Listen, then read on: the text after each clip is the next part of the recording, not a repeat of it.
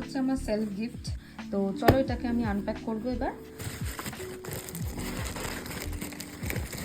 এটা হচ্ছে বিল। আচ্ছা, এটার মধ্যে আছে লিপস্টিক। কি লিপস্টিক আনিয়েছি দেখাচ্ছি। এটা হচ্ছে একটা তোমার টিন্টেড ময়শ্চারাইজার, ফেস সিরাম আর কি। ওয়াও, এটা হচ্ছে আমার আরেকটা লিপস্টিক আমি যেটা পারচেস করেছি, নাইকারের লিপস্টিক। আর নাইকা থেকে আমাকে আমার বার্থডে উপলক্ষে একটা গিফট দিয়েছে। এইটা আমাকে নাইকা থেকে গিফট দেওয়া হয়েছে। নাইকা, থ্যাংক ইউ সো মাচ। এটা dry skin, super dry skin, তো আমি এটা ইউজ করব আমার স্কিনের জন্য।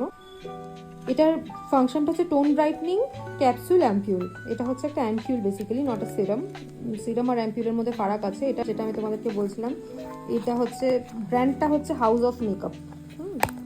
হাউস অফ মেকআপ, এটা ভালো জিনিস, একটা টিন্টেড ময়শ্চারাইজার চাও, you can go for this one. ফেসে আমি ওই হাউস অফ মেকআপের যেটা টিন্টেড ময়শ্চারাইজার নিয়েছি সেটা অ্যাপ্লাই করা আছে।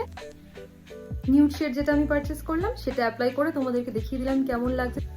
এই দেখো, যারা রেড বা মারুন লিপস্টিক পছন্দ করো, এটা কিন্তু একদম পারফেক্ট। দুর্গাপুজো আসছে, এছাড়া বিভিন্ন পার্টি, বিয়ে বাড়ি আসছে, যে কোনো পার্টি ওকেশনের জন্য এই রেড কালারটা কিন্তু পিক করতে পারো তোমরা, দারুণ লাগছে দেখতে।